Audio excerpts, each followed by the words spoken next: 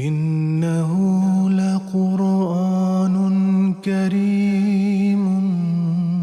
في كتاب مكنون لا يمسه إلا المطهرون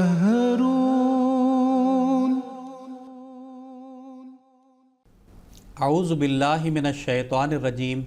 بسم اللہ الرحمن الرحیم۔ ناظرین کرام السلام علیکم ورحمۃ اللہ وبرکاتہ۔ ناظرین، بانی جماعت احمدیہ سیدنا حضرت اقدس مسیح موعود علیہ السلام کے فرزند جلیل سیدنا حضرت مرزا بشیر الدین محمود احمد صاحب المصلح الموعود خلیفۃ المسیح الثانی رضی اللہ تعالی عنہ کی پرمعارف تفسیر کبیر کی دروس کی سیریز کے تسلسل میں ہم آپ کی خدمت میں حاضر ہیں۔ ناظرین،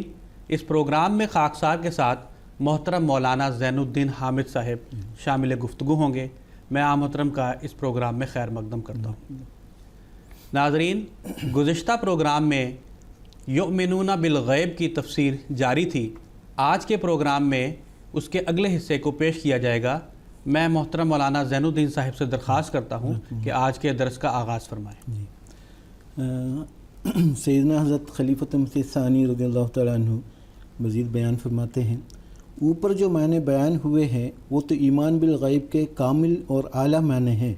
لیکن ایک معنی اس کے اور بھی ہے جو ادنا درجے کے متقیوں سے تعلق رکھتے ہیں، اور وہ یہ ہے کہ ادنا درجے کا تقوی یہ ہے کہ انسان ایمان بالغیب رکھیں، یعنی دلائل عقلیہ کے ساتھ اسے خدا تعالیٰ اور ملائکہ اور بعث بعد الموت پر یقین ہو، وہ اس مقام پر نہ پہنچا ہو کہ خدا تعالیٰ اسے حواس باطنی کے ساتھ نظر آنے لگے۔ یہ مقام تقوی کا ادنا ہے، لیکن اس تقوی کی بنیاد صرف دلائل پر ہوتی ہے، مشاہدہ پر نہیں ہوتی۔ اللہ تعالیٰ قرآن کریم میں فرماتا ہے، لا یکلف اللہ نفسا الا وسعها، یعنی اللہ تعالیٰ کسی انسان پر اس کی طاقت سے زیادہ ذمہ داری نہیں رکھتا۔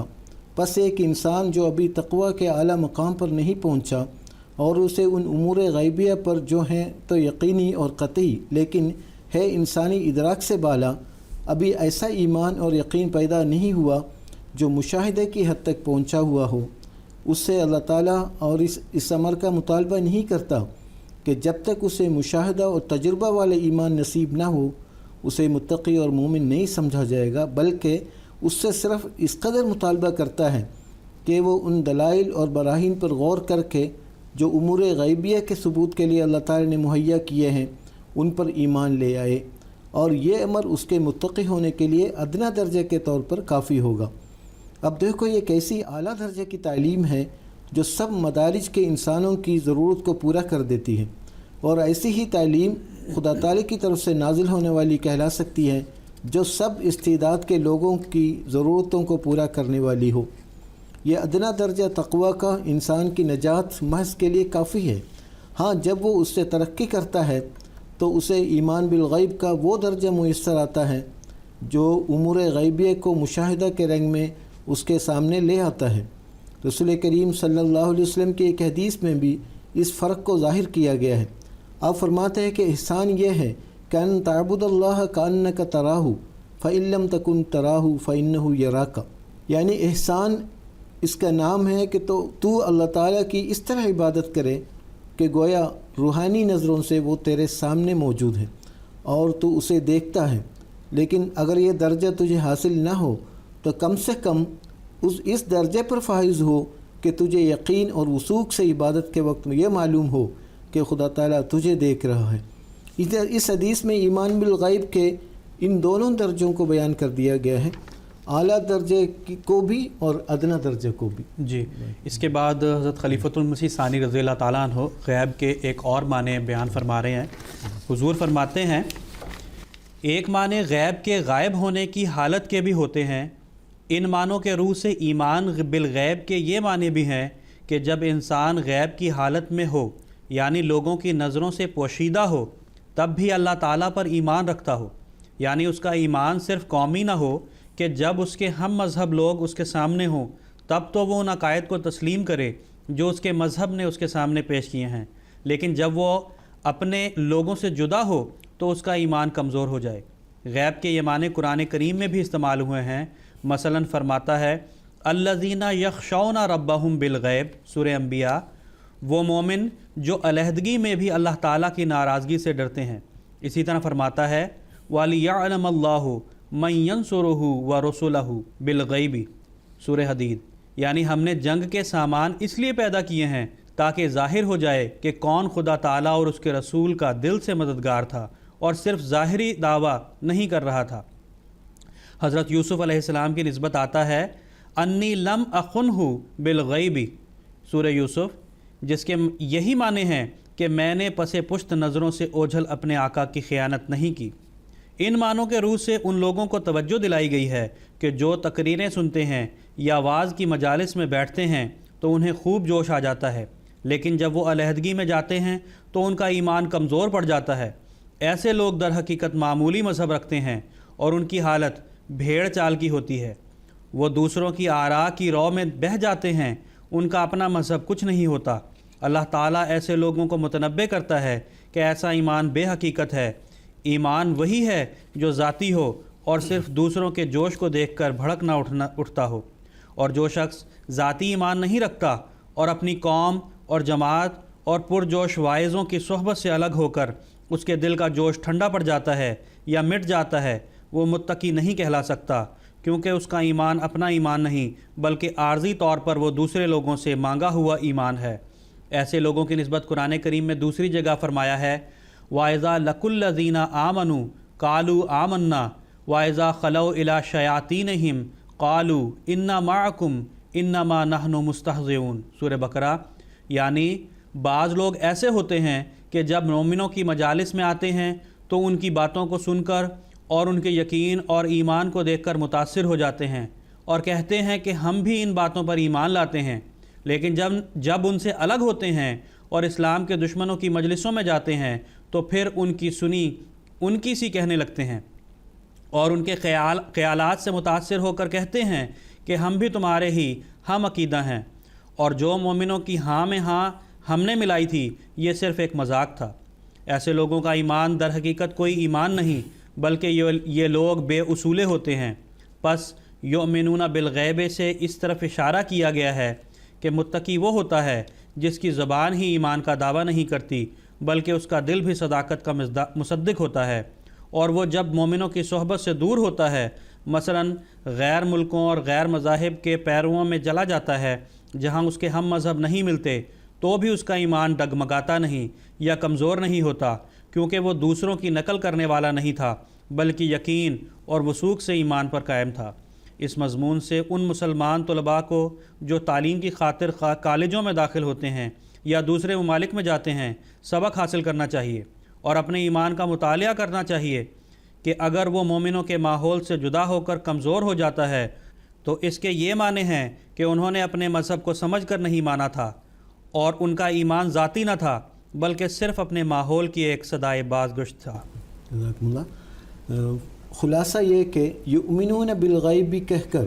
قرآن کریم نے بتایا ہے کہ قرآن کریم ان متقیوں کو جو مندرجہ ذیل صفات اپنے اندر رکھتے ہیں اعلیٰ روحانی مقامات تک پہنچاتا ہے۔ نمبر 1، ان متقیوں کو بھی جو دلائل و براہین سے روحانی دنیا سے تعلق رکھنے والے ان عقائد پر ان کی صداقت واضح ہو جانے کے بعد پورا ایمان لے آتے ہیں، خواہ ابھی وہ اس مقام پر نہ پہنچے ہوں کہ دلیل سے بڑھ کر ذاتی تجربے نے بھی ان کے ایمان کو مضبوط کر دیا ہو۔ نمبر 2، وہ ان متقیوں کو بھی ہدایت کی اعلیٰ راہوں پر چلاتا ہے جن کا ایمان منافقت سے پاک ہو اور ان کا دل اور زبان اور عمل ایک ہو۔ نمبر 3، وہ ان متقیوں کو بھی ہدایت کی اعلیٰ راہوں پر چلاتا ہے جن کا ایمان قومی نہ ہو بلکہ ذاتی ہو،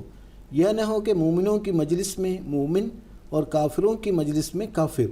بلکہ خواہ انہیں کیسی ہی مخالف سوسائٹی یا قوم میں رہنا پڑے ان کا ایمان ڈاواڈول نہ ہو اور ان کے مومنانہ عمل میں فرق نہ آئے۔ نمبر 4، وہ ان متقیوں کو بھی ہدایت دیتا ہے جو ان ظاہری حواس سے محسوس نہ ہونے والی صداقتوں پر کامل یقین اور اعتقاد رکھتے ہیں جن کا وجود دوسرے دلائل و براہین سے ثابت ہے، اور ایسے ایمان کو اپنے تجارب کی بنا پر کمال تک پہنچاتے ہیں۔ نمبر 5، ایسے متقیوں کو بھی ہدایت کے اعلیٰ مقام تک پہنچاتا ہے جو تاجرانہ ذہنیت کو چھوڑ کر اخلاقی اور دینی نتائج پر یقین رکھتے ہیں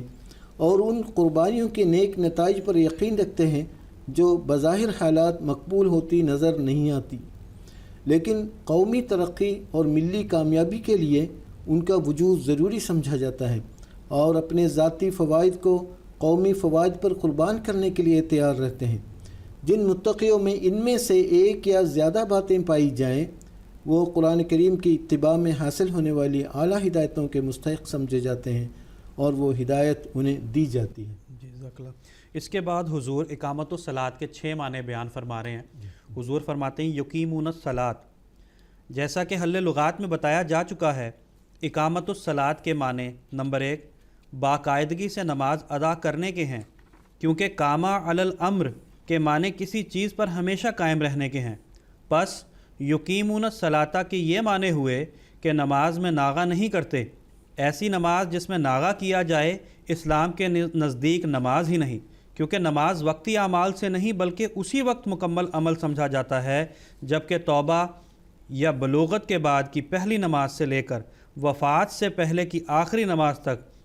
اس فرض میں ناغہ نہ کیا جائے۔ جو لوگ درمیان میں نمازیں چھوڑتے رہتے ہیں ان کی سب نمازیں ہی رد ہو جاتی ہیں۔ پس ہر مسلمان کا فرض ہے کہ جب وہ بالغ ہو یا جب اسے اللہ تعالیٰ توفیق دے اس وقت سے موت تک نماز کا ناغہ نہ کرے، کیونکہ نماز خدا تعالیٰ کی زیارت کا قائم مقام ہے، اور جو شخص اپنے محبوب کی زیارت سے گریز کرتا ہے وہ اپنے عشق کے دعویٰ کے خلاف خود ہی ڈگری دیتا ہے۔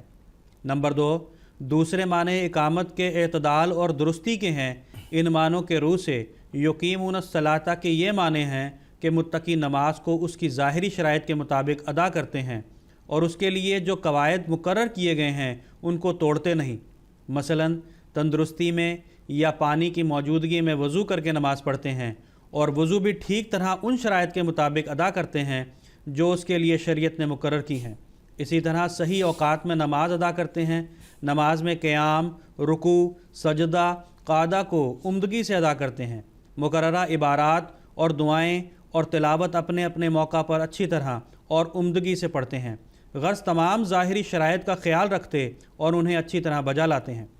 اس جگہ یاد رکھنا چاہیے کہ گو شریعت کا حکم ہے کہ نماز کو اس کی مقررہ شرائط کے ماتحت ادا کیا جائے، مگر اس کا یہ مطلب نہیں کہ جب مجبوری ہو اور شرائط پوری نہ ہوتی ہوں تو نماز کو ترک ہی کر دے۔ نماز بہرحال شرائط سے مقدم ہے۔ اگر کسی کو صاف کپڑا میسر نہ ہو تو وہ گندے کپڑوں میں ہی نماز پڑھ سکتا ہے، خصوصاً وہم کی بنا پر نماز کا ترک تو بالکل غیر معقول ہے، جیسا کہ ہمارے ملک میں کئی عورتیں اس وجہ سے نماز ترک کر دیتی ہیں کہ بچوں کی وجہ سے کپڑے مشتبہ ہیں، اور کئی مسافر نماز ترک کر دیتے ہیں کہ سفر میں طہارت کامل نہیں ہو سکتی۔ یہ سب شیطانی وساوس ہیں۔ لا یکلف اللہ نفسا الا وسعها، سورہ بقرہ۔ الہی حکم ہے جب تک شرائط کا پورا کرنا اختیار میں ہو ان کے ترک میں گناہ ہے، لیکن جب شرائط پوری کی ہی نہ جا سکتی ہوں تو ان کے میسر نہ آنے کی وجہ سے نماز کا ترک گناہ ہے، اور ایسا شخص معذور نہیں بلکہ نماز کا تارک سمجھا جائے گا۔ پس اس بارے میں مومنوں کو خاص طور پر ہوشیار رہنے کی ضرورت ہے۔ اقامت الصلاۃ کے مزید معنی بیان کرتے ہوئے حضور فرماتے ہیں، تیسرے معنی اقامت کے کھڑا کرنے کے ہیں۔ ان معنوں کے روح سے یقیمون الصلاۃ کے معنی یہ ہوئے کہ وہ نماز کو گرنے نہیں دیتے، یعنی ہمیشہ اس کوشش میں رہتے ہیں کہ ان کی نماز درست اور باشرائط ہو، اور اس میں ان مشکلات کی طرف اشارہ کیا گیا ہے کہ جو نماز پڑھنے والے مقتدی کو زیادہ اور عارف کو کسی کسی وقت پیش آتی رہتی ہیں، یعنی اندرونی یا بیرونی تاثرات نماز سے توجہ ہٹا کر دوسرے خیالات میں پھنسا دیتے ہیں۔ یہ امر انسانی عادت میں داخل ہے کہ اس کا خیال مختلف جہات کی طرف منتقل ہوتا رہتا ہے، اور خاص صدموں یا جوش یا محبت کے اثر کے سوا جبکہ ایک وقت تک خیالات میں کامل یکسوئی پیدا ہو جاتی ہے، انسانی دماغ ادھر ادھر گھومتا رہتا ہے اور ایک خیال سے دوسرا خیال پیدا ہو کر ابتدائی خیال سے کہیں کا کہیں لے جاتا ہے۔ اسی طرح بیرونی آواز میں یا پاس کے لوگوں کی حرکات یا کھٹکے، بو یا خوشبو जगह की सख्ती या नरमी और इसी किस्म के और उमूर इंसानी जहन को इधर उधर फिरा देते हैं। यही मुश्किलात नमाजी को पेश आती हैं और अगर अपने ख़यालात पर पूरा काबू ना हो तो उसे परेशान ख़याल बनाए रखती हैं और बाज़ औक़ात वो नमाज के मज़मून को भूल कर दूसरे ख़यालात में फंस जाता है। इस हालत की निस्बत युक़ीमून सलाता में इशारा किया है और फरमाया है कि बाज़ नमाजियों को ये मुश्किल पेश आएगी मगर उन्हें घबराना नहीं चाहिए, क्योंकि अल्लाह ताला ने हर दर्जे के इंसान के लिए तरक्की का रास्ता खोल दिया है। अगर कोई शख्स या अपनी नमाज में ऐसी परेशान ख्याली से दो चार हो तो उसे मायूस नहीं होना चाहिए और अपनी नमाज को बेकार नहीं समझना चाहिए, क्योंकि अल्लाह ताला बंदों से उसी कदर कुर्बानी की उम्मीद करता है जितनी कुर्बानी उनके बस की हो। बस ऐसे नमाजी जिनके ख़यालात परागंदा हो जाते हों, अगर नमाज को संवार कर और तवज्जो से पढ़ने की कोशिश में लगे रहें तो चूँकि वो अपनी नमाज को जब भी वो अपने मकाम से गिरे खड़ा करने की कोशिश में लगे रहेंगे, अल्लाह ताला उनकी नमाज को ज़ाया नहीं करेगा बल्कि उसे कबूल करेगा और उस नमाज को खड़ा करने की कोशिश करने वाले को मुत्तक़ियों में ही शामिल समझेगा। नंबर 4, लुग़त के मज़कूरा बाला मानों के रूह से युक़ीमून सलाता के एक और माने भी है और वो ये कि मुत्तक़ी दूसरे लोगों को नमाज की तरग़ीब देते हैं, क्योंकि किसी काम को खड़ा करने का एक तरीक़ ये भी है कि उसे राइज किया जाए और लोगों में उसकी तरग़ीब दिलाई जाए। बस युक़ीमून सलाता के आमिल मुत्तक़ी वो भी कहलाएंगे कि जो ख़ुद नमाज़ पढ़ने के अलावा दूसरे लोगों को भी नमाज की तलक़ीन करते रहते हैं और जो सुस्त हैं उन्हें तहरीक करके चुस्त करते हैं। रमज़ान के मौके पर जो लोग तहज्जुद के लिए लोगों को जगाते हैं वो भी इस तारीफ़ के मातहत युक़ीमून सलाता की तारीफ़ में आते हैं। जी, इसके बाद इकामतुस सलात के 5वें माने हुजूर बयान फरमा रहे हैं। हुजूर फरमाते हैं, नमाज बाजमात से पहले इमाम के नमाज़ पढ़ने के करीब वक्त में अज़ान के कलिमात थोड़ी ज़्यादती के साथ दोहराए जाते हैं। इन कलिमात को इकामत कहते हैं और नमाज बाजमात में भी इन मानों के रूह से इकामतुस सलात का मफ़हूम रखती है। हमारे मुल्क में भी कहते हैं नमाज खड़ी हो गई है। इस मुहावरा के मुताबिक युक़ीमून सलाता के माने होंगे कि वो नमाज बाजमात अदा करते हैं और दूसरों से अदा करवाते हैं। नमाज बाजमात की ज़रूरत को आम तौर पर मुसलमान भूल गए हैं और ये एक बड़ा मौजिब मुसलमानों के तफरीक़ा और इख्तलाफ का है। अल्लाह ताला ने इस इबादत में बहुत सी शख्सी और कौमी बरकतें रखी थीं, मगर अफसोस के मुसलमानों ने उन्हें भुला दिया। कुरान करीम ने जहाँ भी नमाज का हुक्म दिया है, नमाज बाजमात का हुक्म दिया है, खाली नमाज पढ़ने का कहीं भी हुक्म नहीं है। इससे मालूम होता है कि नमाज बाजमात अहम उसूल दीन में से है, बल्कि कुरान करीम की आयात को देखकर कि जब भी नमाज का हुक्म बयान हुआ है नमाज बाजमात के अल्फाज में हुआ है, तो साफ़ तौर पर यह नतीजा निकलता है कि कुरान करीम के नज़दीक नमाज सिर्फ़ तभी अदा होती है कि बाजमात अदा की जाए, सिवाय इसके कि नाकाबिल इलाज मजबूरी हो। बस जो कोई शख्स बीमारी या शहर से बाहर होने या निस्यान या दूसरे मुसलमान के मौजूद ना होने के उज़र के सिवा नमाज बाजमात को तर्क करता है, ख्वाह वो घर पर नमाज पढ़ भी ले तो उसकी नमाज ना होगी और वो नमाज का तारिक समझा जाएगा। कुरान करीम में नमाज पढ़ने का जहाँ भी हुक्म आया है अकीमुस सलाता के अल्फाज से आया है, कभी भी खाली सल्लू के अल्फाज इस्तेमाल नहीं हुए। यह अम्र इस बात की वाज़ेह दलील है कि असल हुक्म यह है कि फ़र्ज़ नमाज को बाजमात अदा किया जाए और बग़ैर जमात के नमाज सिर्फ़ मजबूरी के मातहत जायज़ है। जैसे कोई खड़े होकर नमाज पढ़ ना सके तो उसे बैठ कर पढ़ने की इजाज़त है। बस जिस तरह कोई खड़ा होकर नमाज पढ़ने की ताकत रखता हो लेकिन बैठ कर पढ़े तो यकीनन वो गुनहगार होगा। इसी तरह जिसे बाजमात नमाज का मौका मिल सके मगर वो बाजमात नमाज अदा न करे तो वो भी गुनहगार होगा। आजकल बहुत से लोग ऐसे मिलते हैं जो बाजमात नमाज़ों की अदायगी में कोताही करते हैं और बातों में मशगूल रहते हैं, यहाँ तक कि नमाज हो चुकती है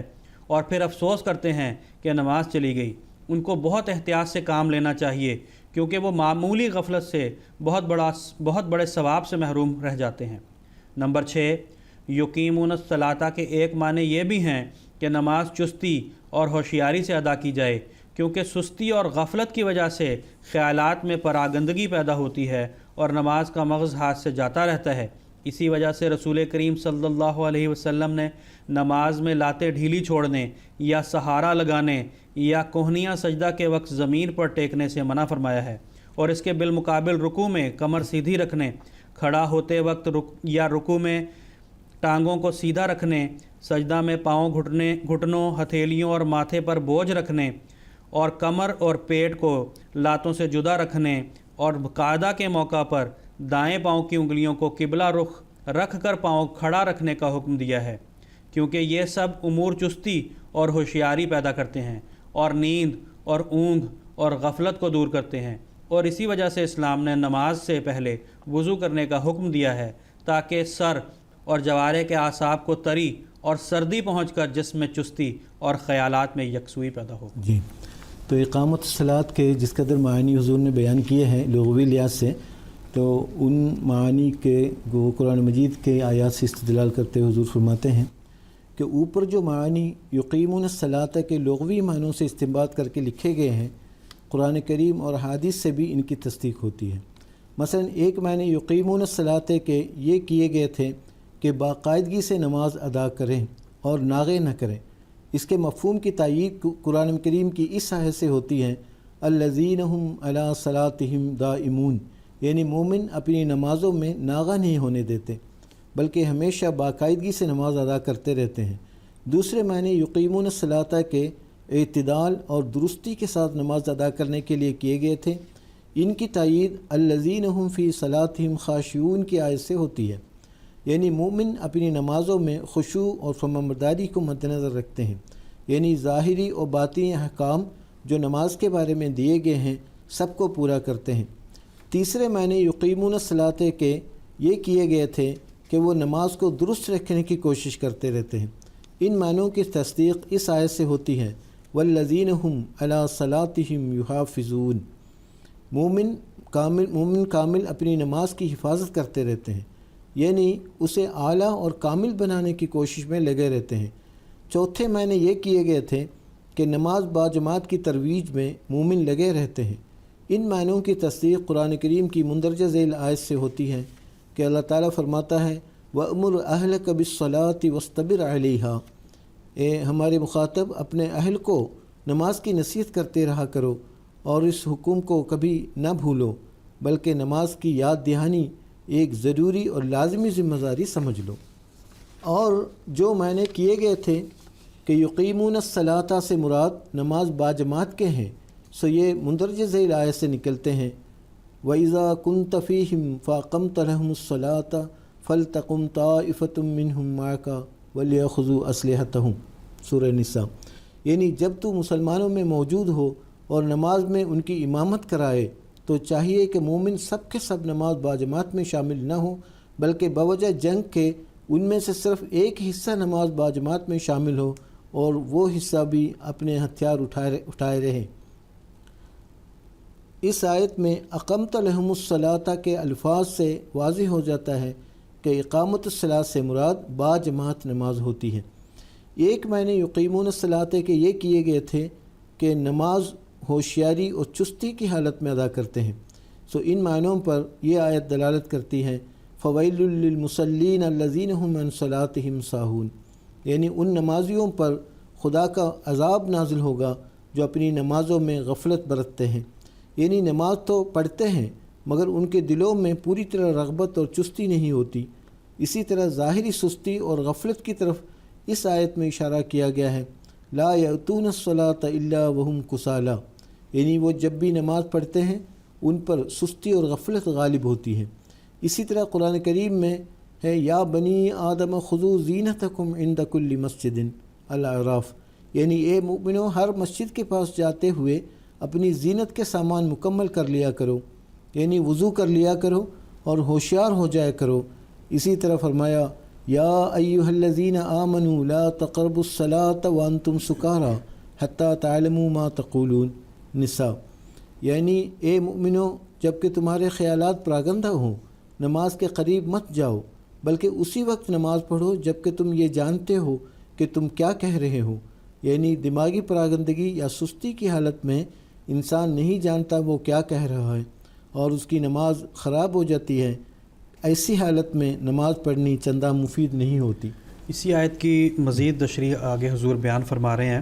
حضور فرماتے ہیں کہ اس آیت کا یہ مطلب نہیں کہ خیالات پراگندہ ہوں تو نماز نہیں پڑھنی چاہیے، بلکہ یہ مراد ہے کہ خیالات کو پراگندگی سے بچاؤ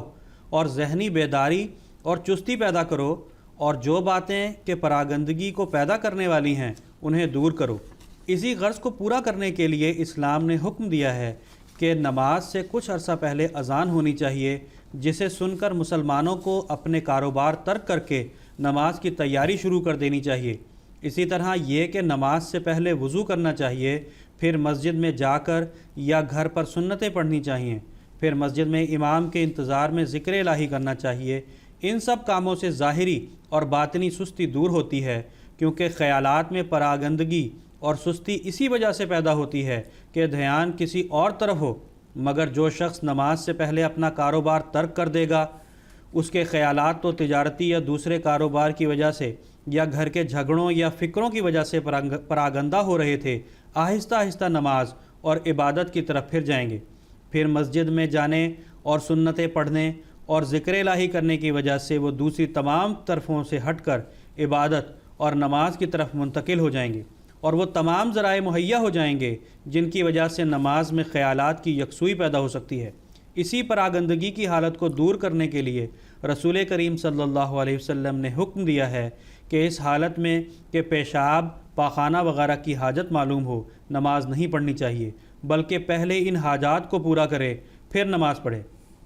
اسی طرح رسول کریم صلی اللہ علیہ وسلم نے فرمایا ہے کہ اذا وضع العشاء واقیمت الصلاۃ فابدؤوا بالعشاء، یعنی جب شام کا کھانا سامنے آ جائے تو عشاء کی نماز سے پہلے کھانا کھا لیا کرو۔ اس میں اس طرف اشارہ ہے کہ کھانا سامنے آ جانے کے بعد خیال کھانے کی طرف رہے گا، پس پہلے کھانا کھا کر نماز پڑھی جائے تاکہ طبیعت میں یکسوئی پیدا ہو۔ اس حدیث میں جو شام کے کھانے کا خاص طور پر ذکر ہے تو اس کی وجہ یہ ہے کہ اول تو دوپہر کا کھانا نماز ظہر سے اس قدر نہیں ٹکراتا جس قدر کہ شام کا کھانا عشاء کی نماز سے ٹکراتا ہے۔ دوسرے اس میں اس طرف بھی اشارہ ہے کہ رات کو سونے سے پہلے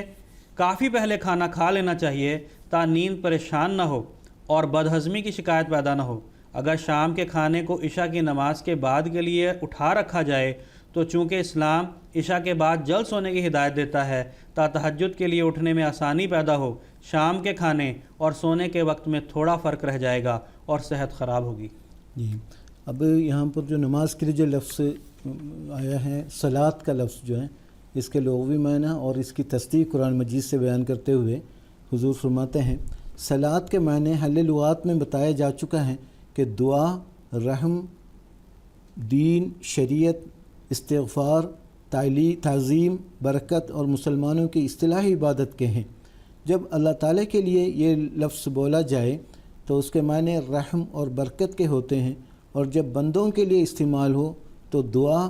دین، شریعت، استغفار، تعظیم، عام عبادت یا مسلمانوں کی اصطلاحی عبادت کے ہوتے ہیں۔ چنانچہ درود شریف کے لیے بھی صلاۃ کا لفظ بولا جاتا ہے اور اس کے معنی دعا اور برکت اور تعظیم کے ہوتے ہیں،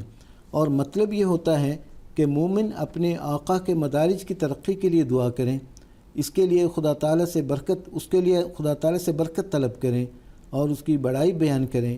ان معنوں میں قرآن کریم میں یہ لفظ سورہ احزاب میں استعمال ہوا ہے۔ فرماتا ہے ان اللہ وملائکتہ یصلون علی النبی یا ایھا الذین آمنوا صلوا علیہ وسلموا تسلیما۔ اللہ اپنے رسول پر برکات نازل کرتا ہے اور اس کے فرشتے اس کے لیے دعائیں کرتے اور اس کی بڑائی بیان کرتے ہیں، پس اے مومنو تم بھی اس کے لیے دعائیں کرو اور اس کی بڑائی بیان کرو اور اس کے تمام احکام کی کامل فرمانبرداری کرو۔ استغفار کے خالص معنوں میں یہ لفظ سورہ توبہ میں استعمال ہوا ہے۔ وہاں آتا ہے وصلی علیہم ان صلاتک سکن لہم، یہ رسول جن سچے مومنوں سے کمزوریاں ہو جائیں تو ان کے لیے استغفار کر کیونکہ تیرا ان کے لیے استغفار کرنا ان کی تسلی کا موجب ہوتا ہے۔ دعا کے معنوں میں بھی سورہ توبہ میں یہ لفظ استعمال ہوا ہے۔ فرماتا ہے وَمِنَ الْأَعْرَابِ مَن يُؤْمِنُ بِاللَّهِ وَالْيَوْمِ الْآخِرِ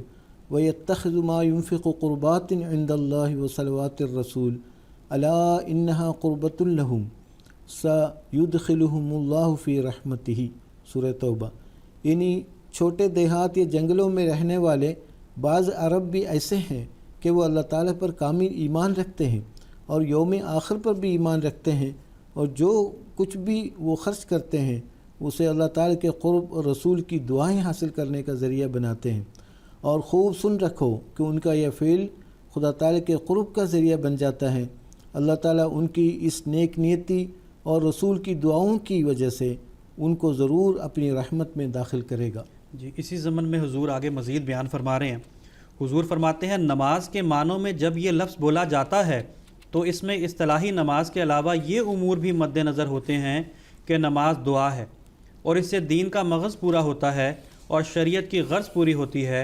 और इसमें बंदा अपनी कमज़ोरियों की माफ़ी की दरख्वास्त अल्लाह ताला से करता है और अल्लाह ताला की रहमत और बरकत को तलब करता है। चुनाचे दूसरी जगह कुरान करीम में अल्लाह ताला फरमाता है, उतलु मा ऊहिया इलैका मिनल किताबी व अक़ीमिस सलाता इन्नस सलाता तन्हा अनिल फ़हशाई वल मुनकर, सूरह अनकबूत। यानी कुरान करीम की तिलावत कर और नमाज बाजमात अदा कर। यकीनन नमाज उन बुरी बातों से भी कि जो इंसान की ज़ात से ताल्लुक़ रखती हैं और उनसे भी कि जो सोसाइटी पर गिरां गुज़रती हैं रोकती है। इस आयत से ज़ाहिर है कि नमाज को एक रस्म के तौर पर मुकर्रर नहीं किया गया, बल्कि ये इबादत इस तरह बनाई गई है कि इसका लाजमी नतीजा बदी से नफ़रत होता है और अंदरूनी पाकीज़गी इससे हासिल होती है। ये अल्फाज इस्तेमाल फरमाकर कि नमाज बदी से रोकती है, इस तरफ इशारा किया गया है कि नमाज में ये ज़ाती खूबी है कि वह बदी से रोकती है। बस जिस शख्स को बावजूद नमाज पढ़ने के बदी से नफ़रत पैदा ना हो, उसकी नमाज में ज़रूर नक्स है। और युकीमुनस सलात में इसी तरफ इशारा किया गया है कि मुत्तकी सिर्फ़ रस्मी तौर पर नमाज नहीं अदा करते, बल्कि उनकी पूरी कोशिश होती है कि उनकी नमाज खड़ी हो जाए, यानी वो उनकी रूहानियत के लिए बतौर सहारे के बन जाए। जिस तरह टेक और सहारे जब तक अपनी जगह पर खड़े रहें छतों पर को खड़ा रखते हैं, इसी तरह नमाज जब कामिल हो जाए तो मुत्तकी के तकवा को सहारा देकर अपनी जगह पर खड़ा रखती है। बस सिर्फ नमाज पढ़ने पर तसल्ली नहीं पानी चाहिए, बल्कि नमाज को खड़ा करना चाहिए ताकि इसके सहारे पर इंसान का तकवा भी खड़ा रहे। नाज़रीन, इसके साथ ही हमारे आज के इस प्रोग्राम का वक्त हुआ चाहता है। इंशाअल्लाहुल अज़ीज़ इसके आगे की तफसीर को लेकर अगले प्रोग्राम में आपके सामने हाज़िर होंगे। तब तक के लिए हमें इजाज़त दीजिए। अस्सलामु अलैकुम व रहमतुल्लाहि व बरकातुहू।